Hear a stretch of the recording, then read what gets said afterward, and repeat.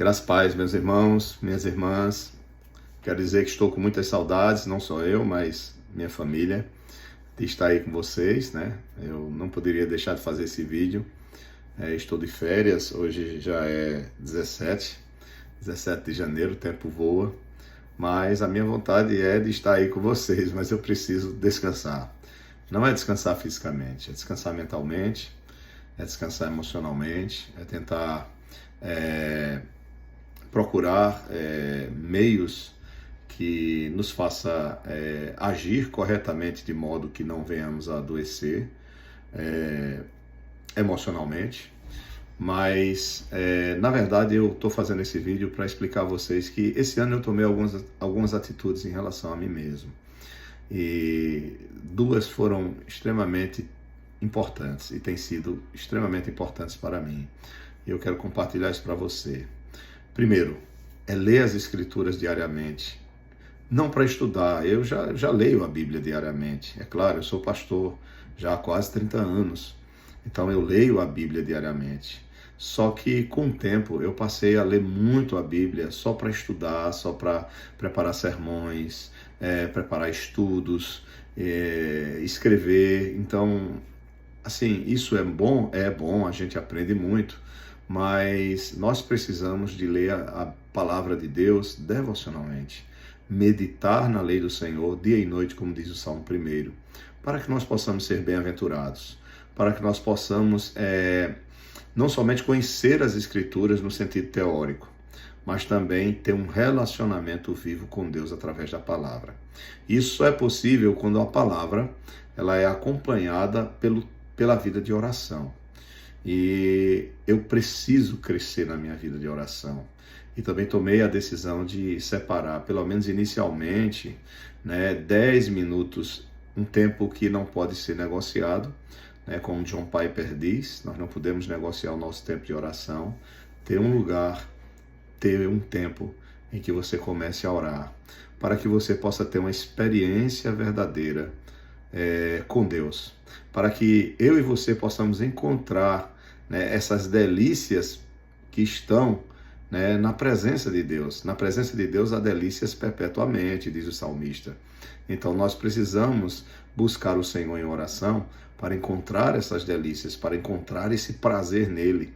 E aí nós vamos ver que todas as outras coisas que nos alegram, que nos dão prazer, inclusive o pecado também, nós pecamos porque o pecado ele é prazeroso, nós pecamos porque queremos provar do prazer, mas a partir do momento que nós começamos a buscar mais a Deus, o prazer de Deus vai nos preencher de tal maneira, a alegria de Deus vai nos preencher de tal maneira que todas as outras coisas ficarão em segundo plano. Nós podemos sim sentir alegria nas outras coisas, contanto que essas alegrias que nós sentimos nas outras coisas sirvam para a glória de Deus e nos levem mais para próximo dele. Então eu convido você nesse ano a ser diferente. Talvez você já faça isso, mas leia as Escrituras devocionalmente. Leia bons livros, Não troque a Bíblia pelos livros, mas é preciso ler bons livros. Nós temos vários autores que você deve ler. Eu começo por John Piper. Leia John Piper. Leia o primeiro livro dele. O primeiro livro de John Piper é Em Busca de Deus, que aí você vai entender melhor, tá? Sobre o que ele chama de hedonismo cristão, que é a alegria cristã, que é justamente produzida pelo Espírito Santo, pela comunhão com Deus. E há outros livros, há outros autores, como A.W. Tozer, há outros autores como C.S. Lewis, há outros autores como Jonathan Edwards. Então há muitos livros bons e baratos que nós podemos ler, e aí Deus vai, sim, através desses homens também nos abençoando, porque eles são mestres e eles usam a palavra para nos ensinar. Então, eu gostaria de ler um texto com vocês, para não ficar longo, o vídeo, que está em Hebreus, que eu meditei em Filipenses, mas agora eu estou meditando em Hebreus, e o texto que eu queria deixar para vocês é Hebreus capítulo 3, versículo 12, que diz: Tende cuidado, irmãos, jamais aconteça haver em qualquer de vós perverso coração de incredulidade que vos afaste do Deus vivo. Ele está usando aqui o contexto justamente da queda do povo de Israel no decorrer do seu percurso entre a libertação do Egito e a chegada até a terra prometida. Esse povo ele foi incrédulo durante a maioria do tempo de sua jornada. E aqui ele vai citar especificamente a contenda que eles tiveram com Deus em relação à questão da água, no capítulo 17 de Êxodo, e também em Números 20, verso 13, que foi a segunda vez. As duas vezes em que Moisés, pelo poder de Deus, concedeu água ao povo através da rocha.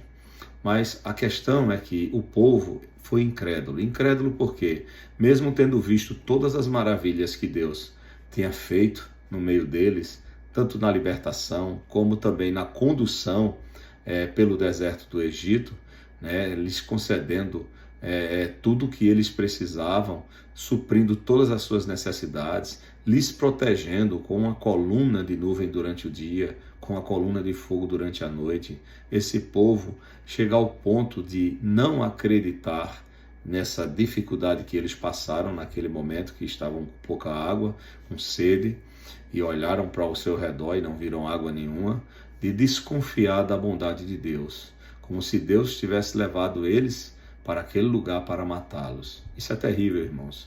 Isso é um exemplo clássico de incredulidade, quando nós começamos a não crer na bondade de Deus e a não ser grato a Ele por tudo que Ele tem feito por nós. Quando nós cremos, nós aprendemos a confiar em Deus, na sua presença, no seu poder, nas suas palavras, nas suas promessas. Então, mesmo diante das dificuldades, que serão os momentos mais difíceis para colocar em prática a nossa fé, são nessas dificuldades que nós vamos mostrar que realmente temos fé em Deus. Então, cuidado para que o nosso coração não seja endurecido pelo pecado e nós não nos afastemos do Deus vivo, o qual nós servimos, o qual nos ama, o qual entregou o seu próprio Filho para derramar o seu sangue por nós. Que esse ano você e eu sejamos diferentes. Vamos fazer a nossa igreja crescer espiritualmente, começando pelas nossas próprias vidas, não apontando para o irmão. Aquele irmão deve ser mais espiritual. Não. Que eu e você possamos ser aqueles crentes que Deus quer que sejamos.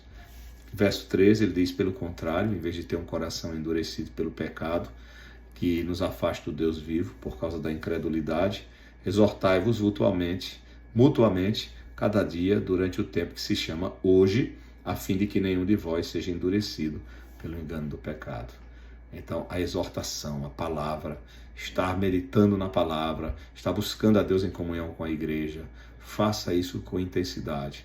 Então, se você não tem feito ainda, a partir de hoje, comece a ler as Escrituras, pelo menos um capítulo por dia, medite nelas e comece a orar. Separe pelo menos 10 minutos por dia e não troque esse tempo por nada. 10 minutos você e Deus, e deixa Deus trabalhar no teu coração, porque com certeza a sua vida vai mudar e vai mudar para melhor. Você vai poder encontrar o verdadeiro prazer no Senhor. Deus te abençoe.